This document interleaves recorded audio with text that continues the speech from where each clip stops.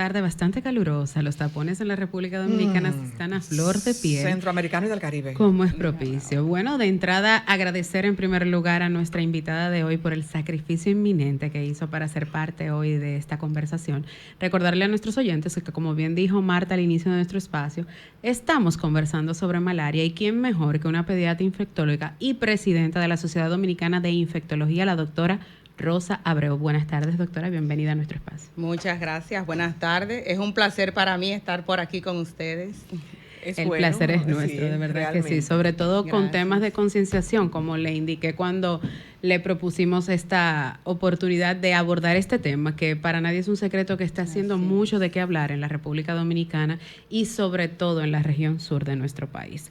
De entrada, por mi parte, quisiera que usted nos explique qué es la malaria y por qué se le torna el término también de paludismo.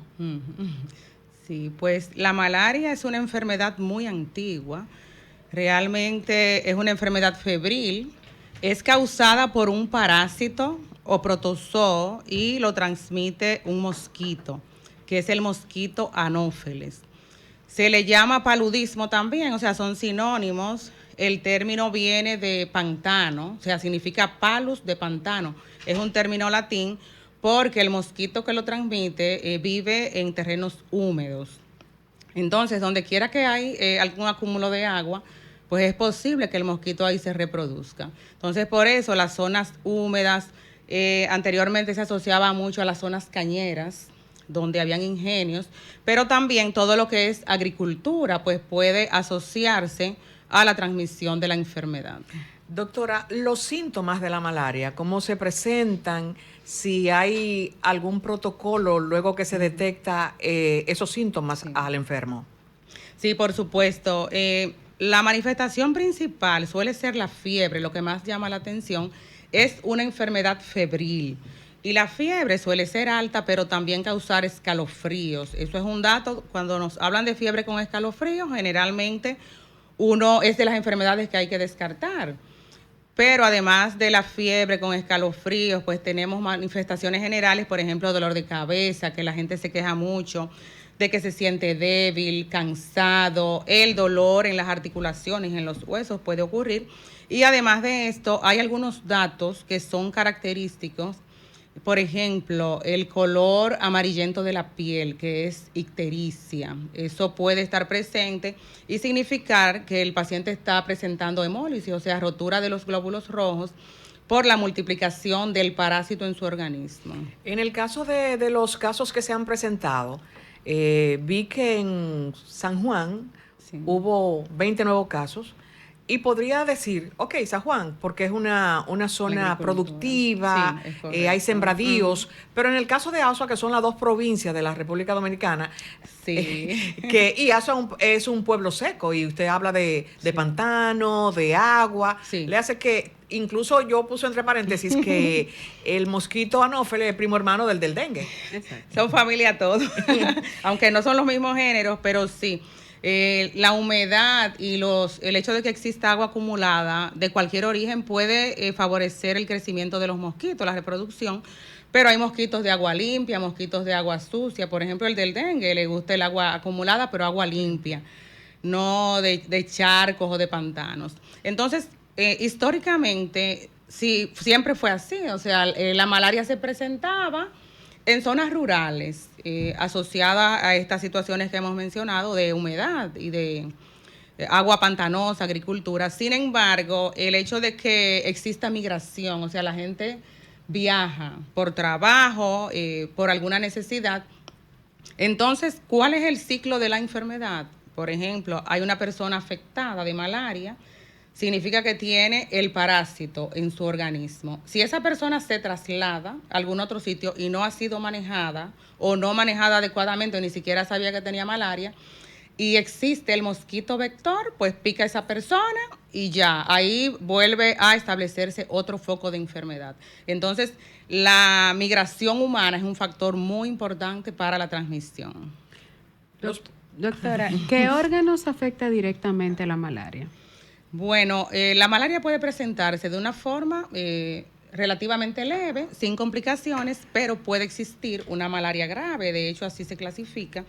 La malaria grave causa una anemia hemolítica importante, o sea, rotura de los glóbulos rojos y la persona va a tener anemia rápida y que en muchos casos necesita transfusión. También puede afectar el cerebro, puede afectar los riñones, causando una nefropatía muy importante. Entonces, estas manifestaciones ya significan que existe una malaria grave. Entonces, todo eso ensombrece el pronóstico. Puede haber rotura del vaso porque se afectan los órganos internos. Entonces, el paciente puede complicar y morir.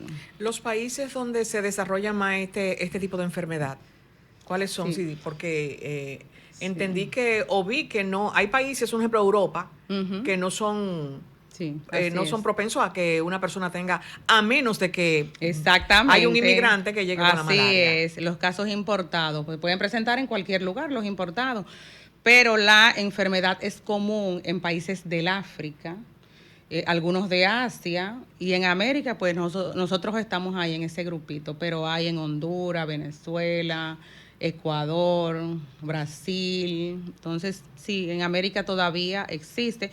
Nosotros tenemos algo importante y es, el año pasado recibimos un reconocimiento por la Organización Panamericana de la Salud porque en realidad los casos han ido bajando con sus excepciones. Y la tendencia es que vayamos a ser un país libre de malaria. Entonces, eso pues se ve un poco distorsionado porque, por ejemplo, el año pasado... Ya tenemos 400 y pico de casos. Así es. 452 creo. Exacto, 452, Ajá, correcto. Así es. Doctora, en función de los síntomas que presente cada paciente, ¿existe alguna clasificación de la malaria? Sí, solo malaria sin complicaciones. Y la que está complicada se denomina malaria grave. Son los pacientes que necesariamente ameritan ser hospitalizados en un hospital donde puedan recibir todas las atenciones. Generalmente esos pacientes son trasladados. En algunos casos ameritan cuidados intensivos. Entonces, es sencillamente malaria sin complicaciones o malaria grave, que implica que ya hay complicaciones y riesgo de muerte. Y es importante, doctora, que usted le diga a nuestros oyentes para que lo sigan retransmitiendo, de que no se queden tranquilos por una fiebrecita, porque muchas veces, no, es una fiebrecita, yo me tomo este calmante y me baja la fiebre. Sí. O podrían confundirlo con el dengue, que claro, muchas personas, muchas veces también lo encuentran que ya pueden manejarlo. Es bueno que usted le hable a este público para que puedan cuidarse. No, por supuesto. La malaria es una enfermedad febril. ¿Y cuáles son las enfermedades más comunes? Precisamente las febriles. Entonces, puede parecerse el cuadro a un dengue, como usted mencionaba, a una chikungunya, puede parecerse incluso a enfermedades como influenza, y la gente pensará, no, eso es una gripe que me va a dar. Manejar la fiebre en la casa, y cuando buscan ya la asistencia médica, entonces están muy complicados. Ante la presencia de fiebre, malestar general, escalofríos, dolor abdominal, palidez de piel, cansancio, pues todas estas manifestaciones significan que tenemos que buscar asistencia médica y no automedicarnos. La malaria es una enfermedad que es prevenible y que también es curable, o sea, existe un tratamiento que es gratuito para las personas enfermas. Entonces, lo que hay que hacer es, ante sospecha, ante algún síntoma sugestivo, acudir a buscar asistencia médica y no de quedarnos con la confusión de que, no, una gripe, un proceso viral. Esos cuadros de inicio pueden ser muy parecidos. Doctora, estamos ante la presencia de ciertos virus. Tenemos presencia de la influenza B1A. Sí, B. A y B. Sí. También tenemos el COVID con una nueva cepa. Tenemos ahora la malaria y el dengue, que ya es algo endémico en nuestro país. Apellido tenemos. Así es. Entonces, justamente mi pregunta viene por ahí porque para nadie es un secreto que hay algunos eventos o episodios en nuestro país que provocan y evocan esos tipos de transmisiones de virus. Pero en este caso, la malaria, ¿se pudiera asociar con las lluvias que han ocurrido desde el 18 de noviembre del año pasado hacia la fecha? ¿O pudo haber sido algún transmisor de otro país? Bueno, tenemos factores climáticos que definitivamente favorecen los criaderos del mosquito, o sea, somos zona endémica, así que el mosquito está ahí. Las lluvias, como así los cambios climáticos, pues por supuesto van a favorecer que el mosquito se reproduzca ahí. Sí es importante el que haya una persona enferma, o sea, porque el mosquito por sí solo no está infectado. El mosquito se infecta de una persona que tiene el protozoo. Entonces, sencillamente, ¿qué es lo que hace el mosquito? Es el vector de una persona a otra. Por eso es importante que donde hay una persona afectada con malaria o que se sospeche o que tuvo una malaria leve, que esté en su casa, utilice todas las medidas de protección, incluyendo el mosquitero. Porque si la persona está ahí, el mosquito puede picar y seguir la transmisión. En ese sector, pues muchas veces hay que hacer una intervención porque hay más de uno siempre afectado. Pero es ahí, o sea, si tenemos el vector, va a haber riesgo. Doctora, yo quisiera saber cómo protegemos a los más pequeñitos de la casa. Bueno, son muy importantes los pequeñitos, ¿eh? Realmente pueden presentar mayores complicaciones, los extremos de edad de los niños, los adultos mayores, las mujeres embarazadas también tienen alto riesgo de complicaciones. ¿Qué es lo que debemos hacer? Evitar siempre los criaderos del mosquito. Eso significa que tenemos que limpiar nuestro entorno, porque a veces estamos bien, ¿verdad? Limpiamos adelante, pero allá atrás hay una cañada, hay un charco que no nos percatamos ni siquiera de que está ahí, o les restamos importancia. Entonces, lo primero es la prevención. Eliminar criaderos de todos los lugares. A los niños en particular hay que protegerlos con la ropa, tratando de que estén cubiertos sus piernas, sus brazos, ponerle mosquiteros, el repelente. Podemos utilizar insecticidas también para echar en la casa, en los patios, incluso hay unos que son de larga duración y pues eso nos protege. Pero hay que proteger a los niños. A veces la gente no le gusta pues utilizar el mosquitero, pues si puede ponerlas en las ventanas, las telas metálicas, para evitar que el mosquito penetre. Pero sí, esos grupos tienen más riesgo de complicación.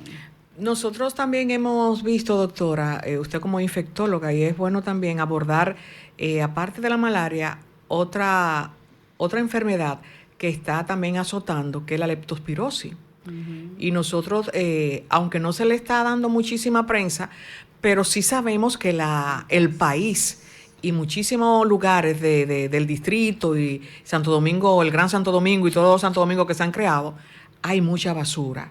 Uh-huh. Entonces, que es un criadero de las ratas. Entonces, es bueno que usted nos hable con relación también a la leptospirosis. Uh-huh. ¿Qué debemos hacer? Yo sé qué hacer, pero muchas personas no saben qué hacer para evitarlo. Sí, así es. La leptospirosis es otra enfermedad que también puede ser mortal. ¿Qué ocurre? Pues en nuestro país, como hablábamos anteriormente, las condiciones climáticas asociadas a los periodos de lluvia. ¿Qué es lo que pasa? Se quedan charcos en muchísimos lugares. Muchas veces la gente se baña en ese tipo de agua y eso ha pasado por ahí, todos los ratones que ustedes se puedan imaginar, y es agua contaminada. Por eso se recomienda nunca meterse en esos charcos, bañarse. A veces la gente cree que es una piscina porque está lleno, pero eso no es un agua apta. Lo hemos visto pero en redes. Claro que sí. Algo terrible. Entonces, con la leptospiras pasa algo parecido. Lo ideal es la prevención. Si tenemos duda, por ejemplo, de un alimento que estuvo mal almacenado, destapado, que hay ratones por ahí, eso no se debe consumir porque los ratones le pasan, orinan los alimentos, los envases, los enlatados. Entonces tenemos que tomar todas las medidas de precaución, porque de igual forma la leptospira puede cruzar de una forma leve, pero puede ser también grave y mortal. Entonces, posterior a los periodos de lluvia, solo consumir alimentos de origen confiable, agua potable, confiable, que sepamos lo que estamos tomando, todas las medidas de higiene en nuestro entorno, mucho lavado de manos, pero evitar los charcos de agua a toda costa. Es una fuente muy importante. Y recoger la basura. No, claro. La basura, donde quiera que hay basura, pues se acumula el agua y la contaminación. Entonces, los ciudadanos tenemos que contribuir a esa parte también. O sea, es importante la recogida sistemática, pero tampoco las personas deben arrojar los vasos, cualquier objeto que tengan, porque se van acumulando y son más, incrementan el riesgo de contaminación. Y realmente nosotros nos quejamos Muchas veces nosotros criticamos mucho las autoridades y decimos que no hacen el trabajo, pero ¿y tú? Claro. Y yo sí lo estoy haciendo. Porque debemos educarnos.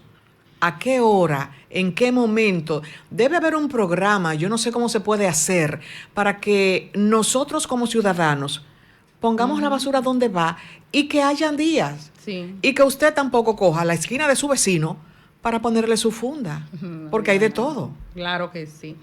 Así es. Incluso hay personas que aprovechan que está lloviendo y que el agua está corriendo para tirar la basura, señor. Eso es una mala práctica. Y otro que la suben en el carro, en el baúl, y van rodando, y donde caiga, ahí quedó, que no es cerca de su casa, pero usted está enfermando a un vecino, pero ese hijo de ese vecino puede ser amigo de su hijo. Claro. Y puede también infectar a su hijo. Hay que pensar en los demás y como decía, tú estás derramando lo que tú tienes en el corazón. Sí, entonces definitivamente. Exactamente, y hay que saber, nosotros como pueblo dominicano debemos educarnos porque vivimos quejándonos y pidiendo y queriendo, pero ¿qué estamos haciendo? Así es, la educación es básica y la conciencia ciudadana. Así ¿Cómo es. vamos a contribuir a que primero que esté sucia, que es desagradable a la vista, pero encima de eso todas las enfermedades que pueden desencadenarse? Doctora, es tiempo de cumplir con nuestros auspiciadores comerciales, pero a ustedes mantengan la sintonía con el dial 106.5 FM, porque luego de nuestra pausa vendrán las consultas telefónicas. Adelante, Romer.